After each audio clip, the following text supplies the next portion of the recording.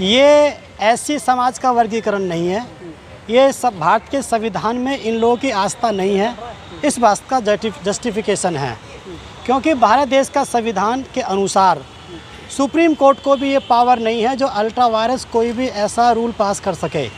तो इस आधार पर दूसरी बात क्या है, जो लोगों के दिमाग में जो चल रहा है कि इसमें वर्गीकरण जो मैटर जो चल रहा है, अगर आप देखें ये एक इनका मूवमेंट को कमज़ोर करने का कार्यक्रम है कि मूवमेंट किस प्रकार से कमज़ोर हो। जो लोग किसी प्रकार से मानसिक रूप से आगे बढ़ चुके हैं और आगे बढ़ने के बाद फिर वो लोग जो हैं मूवमेंट के लिए काम कर रहे हैं, तो उनको वहाँ से हटाया जाए। आर्टिकल 54, 16(4) का जो इन्होंने हवाला दिया है वो इस बात की परमिशन नहीं देता है। और दूसरी बात, इसमें जो मूल बात है जो समझानी है हमें समाज को, ये ऐसी समाज में अगर लोग ये कहें, कॉमन वर्ड यूज करें कि चमार को गैर चमार से अलग करने का कार्यक्रम है, ये ऐसा भी नहीं है। ये तो चमार को चमार से अलग करने का कार्यक्रम है, वाल्मीकि को वाल्मीकि से, उसी जाति के जो इंटेलेक्चुअल लोग जो हैं उनको उनसे अलग करने का प्रोग्राम है। ये प्रोग्राम कभी इन्होंने आज से 100 साल पहले दयानंद सरस्वती जी ने ऐसा मूवमेंट छेड़ा था जब पता चली थी कि बाबा साहब जैसे लोग देश में पैदा होने लगे हैं। उन्होंने आर्य शब्द की उनको उपाधि दी। जो लोग जिस बिरादरी में आगे बढ़ गए हैं मेंटल रूप से, उनको जनेऊ पहना करके आर्य वर्ड दे करके उनको उनकी बिरादरी से अलग कर दिया गया। तो ये वहाँ से भी अलग करने का प्रोग्राम था, ये यहाँ से भी अलग करने का प्रोग्राम है। और जो लोग कहते हैं कि भाई एसटी समाज में मीना जाति या पश्चिमी या जो दक्षिण में महार जाति या नॉर्थ में चमार जाति, ये उसका आरक्षण छीन रही हैं और जातियों का, जो लोग कह रहे हैं, ऐसा तब हम मान सकते थे 1% जब बैकलॉग नहीं होता इस देश के अंदर। जब आपकी वैकेंसीज खाली हैं 15% और 7.5%, जो 20%, 22.5% जो बनता है उसमें मुश्किल से 7.5% तक हम उसको फुलफ़िल कर पा रहे हैं। 15% कोटा अभी भी दोनों जो कैटेगरी हैं उनसे वो वहाँ पर हटा हुआ है। तो जब 15% वहाँ पे कोटा खाली है तो हम ये कैसे कह सकते हैं कि दूसरी जाति का जो फ़ायदा ये बिरादरियाँ ले रही हैं। ये इस बात का प्रयास है, जो लोग कॉम्पिटेंट हैं, जो लोग कंपटीशन बीट कर सकते हैं, जो अपने बच्चों को पढ़ा लिखा करके आगे बढ़ा रहे हैं, थोड़ा अवेयरनेस कर रहे हैं, तो वो बच्चे जब उनके वहाँ तक नौकरी तक पहुँच रहे हैं उनको क्रीमी लेयर के नाम पे अलग कर दिया जाए। और जिन लोगों के लिए ये लोग ये बोल रहे हैं उन लोगों को वहाँ पर उनकी शिक्षा की कमर तोड़ करके, उनके एजुकेशन को ख़राब करके, सरकारी स्कूल की एजुकेशन ख़राब करके, पहली क्लास से लेकर 9वीं क्लास तक किसी बच्चे को फेल नहीं किया जाएगा। इनको दलिया हलवा खिचड़ी खिलाओ, इनके घर पे भेज दो और साल के अंत में जाकर के बिना अटेंडेंस के, बिना शिक्षा के, बिना एग्ज़ाम के आप इनको पास का सर्टिफिकेट ले जाओ। 10वीं 12वीं का बोर्ड का एग्ज़ाम होगा तो तुम्हारे बच्चे सारे आउट हो जाएंगे। जो योग्य हैं उनको वहाँ से क्रीमी लेयर के नाम पे हटाया जा रहा है और जो अयोग्य हैं उनको यहाँ पर कमज़ोर किया जा रहा है, जिससे कि वहाँ तक वो पहुँच ही ना पाएँ। तो कुल मिलाकर के SC और ST के जो 22% रिजर्वेशन हैं, जो लोग बाबा साहब की महापुरुषों की मूवमेंट को गति देने के लिए काम कर रहे थे, उनको ये अलग करने का कार्यक्रम है कि ये सामाजिक परिवर्तन, आर्थिक मुक्ति, समाज में परिवर्तन और पॉलिटिकल चेंज के बारे में ना सोच सकें, ये उनका कार्यक्रम है। सबसे अहम मुद्दा इस समय यही चल रहा है। करता है उनसे भी हमारी कल बात हुई थी, कह रहे हैं कि अभी भी कुछ जातियाँ ऐसी हैं जो बिल्कुल जीरो उनका प्रतिनिधित्व है शेड्यूल कास्ट, शेड्यूल ट्राइब में भी। अगर जीरो प्रतिनिधित्व है ये बात हम मान सकते हैं, उसका जिम्मेदार ये जातियां नहीं है जिन पे एलिगेशन लगाया जा रहा है। इसका जिम्मेदार तो स्टेट है ना, इसका जिम्मेदार तो सरकार है ना कि आपने अब तक रिप्रेजेंटेशन कैसे नहीं दे पाया। जब आपने इतनी अवेयर जातियों को वहाँ तक नहीं पहुँचने दिया तो इनको आप कैसे पहुँचने देंगे। तो इसकी जिम्मेदार सरकार है। और हम ये कह सकते थे अगर वो पूरा कोटा भर जाता तो हम कह सकते थे कि सीट खाली नहीं है और लोग हक खा रहे हैं। जब वहाँ पे वैकेंसीज हैं तो इसका मतलब सरकार की मंशा गलत है। वाल्मीकि समाज कह रहा है कि जाट अब चमार हैं इसके जिम्मेदार, जो हम पीछे रह गए आज। यही तो उनके अंदर गलतफहमी है। इसी के लिए हम लोग इसको समझाने का प्रयास करेंगे। इन कार्यक्रमों को होने के बाद फिर हम ये प्रोग्राम चलाएंगे कि वाल्मीकि भाइयों, अगर आपके समाज में कोई पढ़ लिख करके आगे बन गया है, अधिकारी बन गया है, वो उसको भी हटाने का प्रोग्राम है। और आप देखिए आज सारे के सारे विभाग को प्राइवेट कर दिया। सफाई कर्मचारी को प्राइवेट कर दिया, जहां पर उस समय संविधान के अकॉर्डिंग 45,000 रुपये की नौकरी मिलने का आप अधिकारी थे, मिलती भी है, और उनको प्राइवेट सेक्टर में ला करके, ठेके प्रथा में ला करके 9,000 में उनसे काम करवाया जा रहा है। और अब तो ये मोदी जी ने ये नियम बनाया है कि आपको 8 घंटे जॉब करना पड़ेगा। पहले ये नियम था कि आप अपने काम को सुबह सुबह करके और उसके बाद अपने बच्चों को स्कूल भेज सकते हो।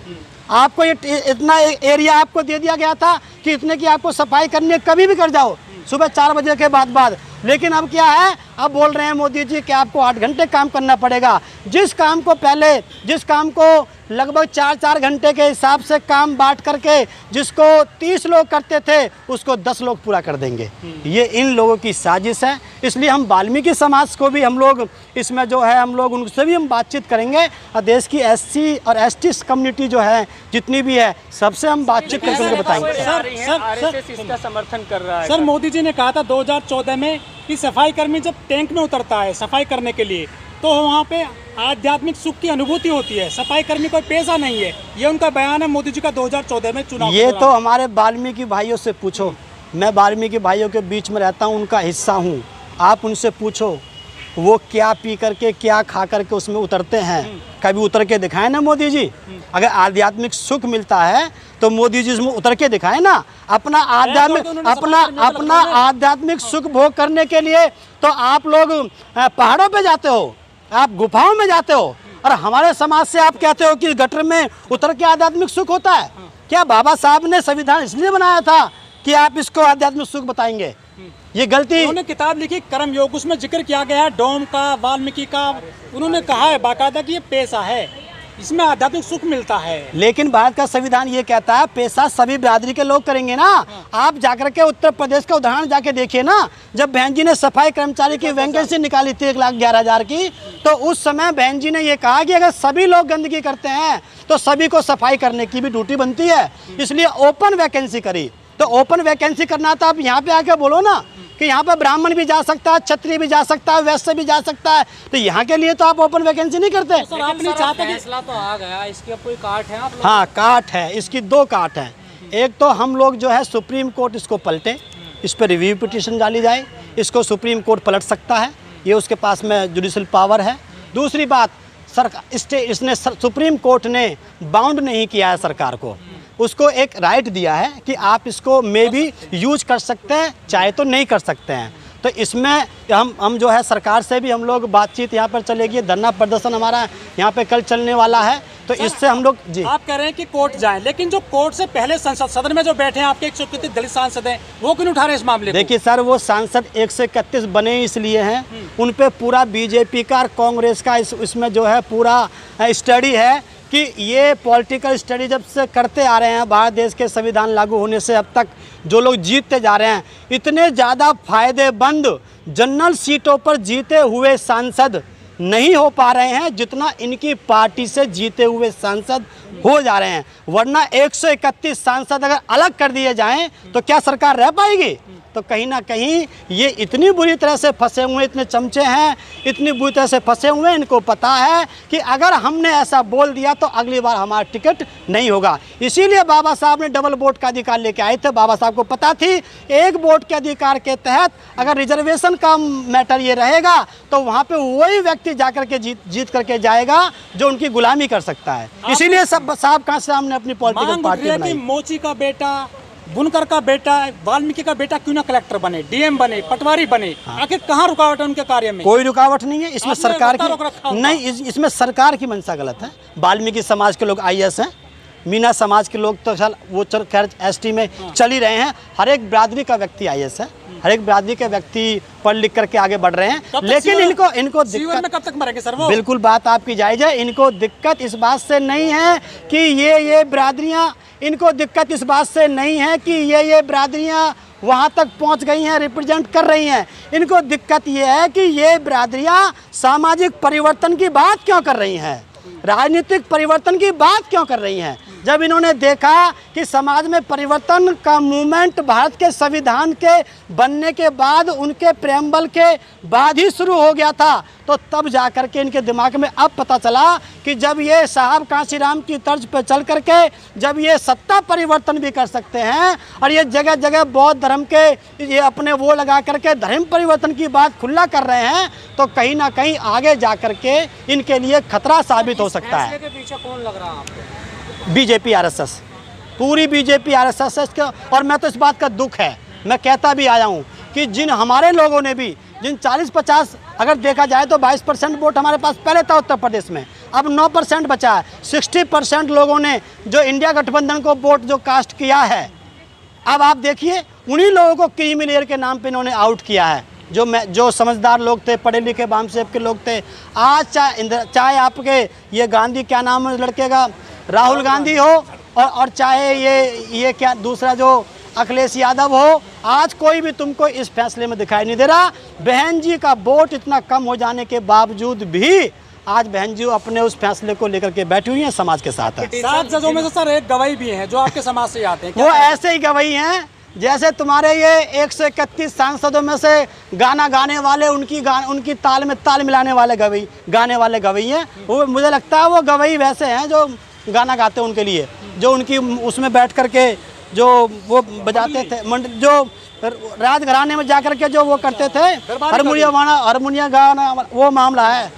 लेकिन सर आप लोग कह रहे हैं कि हमें बांटने की कोशिश है। ये फैसला कोई आज का मामला आज का नहीं है, 1975 से चल रहा है। सबसे पहले 1975 में पंजाब हरियाणा में। जी। हाँ, तो ये कोई आज का मामला तो है नहीं सर। देखिए ये बात उनके लिए नज़ीर बनती है, ये बात पुरानी है। और आपने 2004 में पंजाब में भी करके दिखाया। 25% आपने रिजर्वेशन वाल्मीकि समाज के लिए दिया। मजहबी सिख, वाल्मीकि सिख एक ही बात है, अलग अलग नहीं है। उनके लिए आपने दिया 25%, 12.5%। 25% में से 12.5%, 50% आपने उनको रिजर्व किया। लेकिन उनकी स्थिति क्या है? वो आज भी वहीं की वहीं है, वो वहाँ पर पहुँचे नहीं हैं। इसका मतलब आपकी इस हिस्से को बांट करके एक बिरादरी को अलग अलग करके उसके बाद आपकी मंशा उस बिरादरी को ऊपर तक पहुंचाने की नहीं है, बल्कि आरक्षण नाम के चैप्टर को ख़त्म करने की है उन लोगों की। सर 2004 का फैसला उसको पलटा गया है तो जी। तो अब क्या कोई बड़ी बेंच की तरफ आप लोग जाओगे? हाँ, हमारे वकील साथी जो हैं वो अपील के लिए लगे हुए हैं और हमारे जगह जगह धरना प्रदर्शन चल रहे हैं। बात लोगों तक पहुंच रही है और उम्मीद है कि सरकार को घुटनों पे आना पड़ेगा और एक दिन नरेंद्र मोदी जी पार्लियामेंट में बैठ करके या कहीं पे भी खड़े होकर के इस बात को कहेंगे कि हम सुप्रीम कोर्ट के इस फैसले को स्वीकार नहीं करते हैं। हमारा आरक्षण बराबर कंटिन्यू पहले की तरह जारी रहेगा। जब तक नरेंद्र मोदी जी इस बात को नहीं कहेंगे, सरकार इस बात को नहीं मानेगी, हमारा आंदोलन लगातार चलता रहेगा। लेकिन जयप्रकाश जी, सर जो दलित इंटेलेक्चुअल हैं वो जज साहब को निशाने पर ले लें, सातों के सातों जजों को, आप पे कोर्ट ऑफ कंटेक्ट भी हो सकता है। देखिए, कोर्ट ऑफ कंटेक्ट तब बन सकता है, हम तो देखा जाए तो हम सुप्रीम कोर्ट के आदेश का विरोध नहीं कर रहे हैं। हम लोग तो सरकार से बोल रहे हैं कि आपको ये आदेश नहीं मानना है और ये सरकार के पास पावर है कि वो माने या ना माने, और हमारा नागरिक होने के नाते ये हमारा अधिकार है सरकार से अपनी बात कहना। तो ये कंटेम्प्ट ऑफ कोर्ट में नहीं आता। कि काम आसान कर दिया सरकार का इन जजों ने। हाँ, वो तो मिली भगत है ना, लेकिन वो तो आपने जाकर के फैसला दे दिया कोर्ट में, लेकिन पब्लिक में तो बीजेपी चलेगी ना, कांग्रेस चलेगी, समाजवादी चलेगी, आम आदमी पार्टी चलेगी। तो इसीलिए हम इनके ऊपर प्रेशर बनाएंगे कि आप इस आरक्षण को ज्यों का त्यों चलने दें, हमारी बिरादरियों में फूट ना डालें। हम एक हैं और हम अगर वो नहीं मानते हैं तो हम तब तक इस समाज को तैयार करते रहेंगे। आप कह रहे हैं फूट ना डालें, जिन्हें आप अपना छोटा भाई बताते हैं। छोटा नहीं, बड़े भाई हैं, छोटा नहीं बड़े भाई। वो बगावत पे आ गए हैं सर। देखिए वो उनकी जानकारी का अभाव है। जानकारी की ऐसे तो कितने लोग हैं, हम लोग समझाते रह गए, लेकिन हमारे समाज के लोग भी वहाँ जाकर के खुशी मनाते हैं। दूसरी पार्टियों में जाकर के, उनकी गुलाम पार्टियों में अपने वहाँ जाकर गुलामी करते हैं। तो वो हमारी जानकारी का अभाव है, लैक ऑफ नॉलेज है। इसलिए हम उन लोगों को भी समझाएंगे, हमारी इस पर काम जारी है।